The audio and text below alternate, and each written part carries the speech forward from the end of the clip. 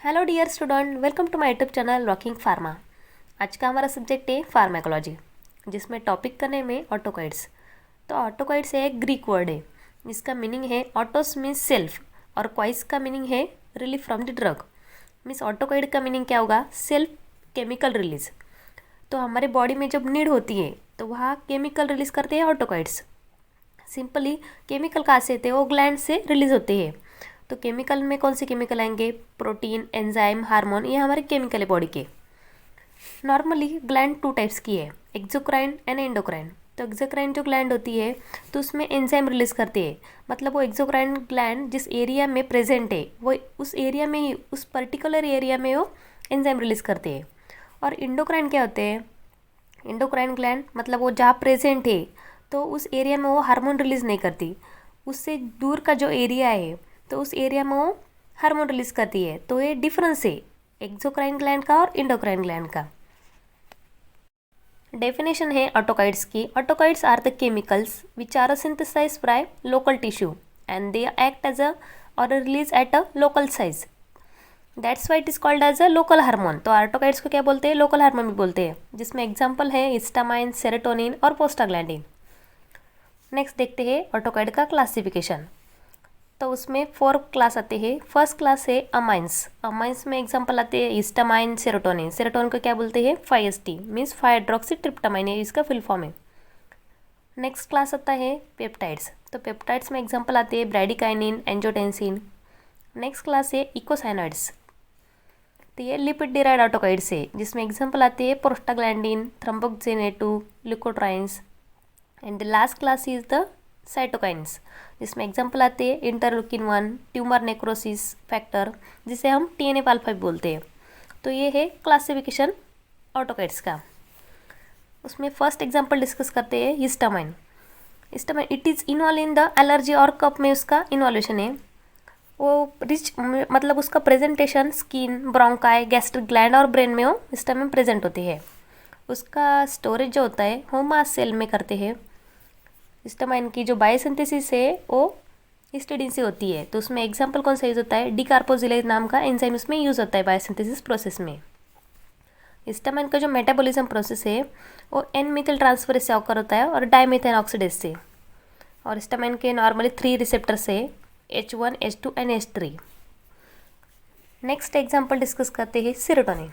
तो सेरोटोनिन क्या होता है? सेरोटोनिन मीन्स 5-हाइड्रोक्सी ट्रिप्टामाइन, उसे 5-HT भी बोलते हैं।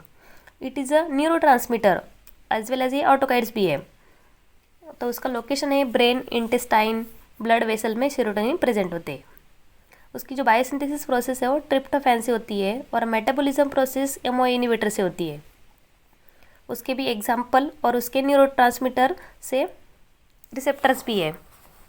5-HT1, 5-HT2, 5-HT3, 5-HT4 इसके रिसेप्टर है सेरोटोनिन के। तो सेरोटोनिन जो क्लास है, सेरोटोनिन के अगोनिस्ट और एंटागोनिस्ट ऐसा क्लासिफिकेशन उसमें। तो जो अगोनिस्ट है इसके एग्जांपल देखते हैं। अगोनिस्ट क्लास में आते हैं 5-HT1, 5-HT4 एंड 5-HT2। तो ये तीनों क्लास अगोनिस्ट के अंडर आते हैं। और एंटागोनिस्ट में कौन से क्लास आएंगे?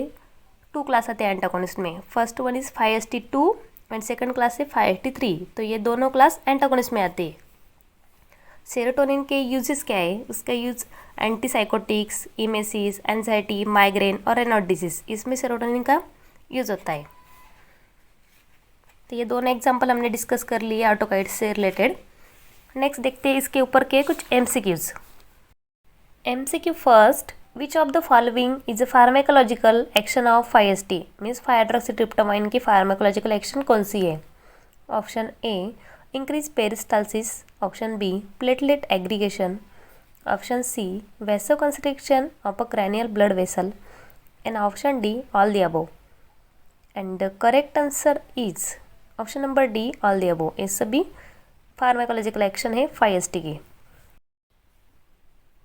Next MCQ, which drug acting of 5-HT3 receptor. तो 5-HT3 रिसेप्टर के ऊपर कौन से ड्रग एक्ट होते हैं?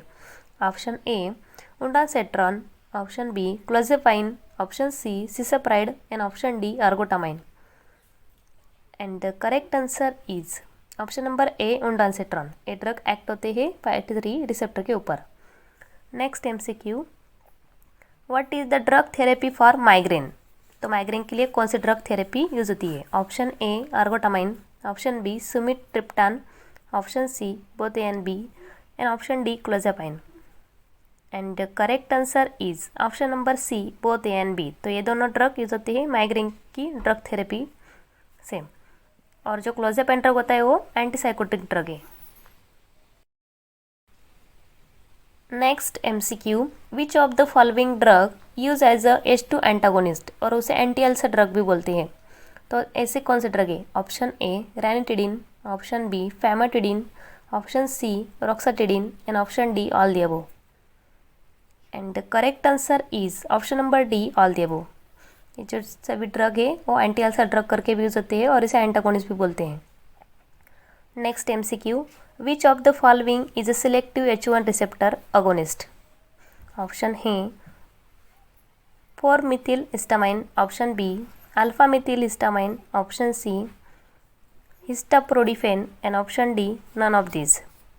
And the correct answer is option number C histoprodifen. It's a selective H1 receptor agonist.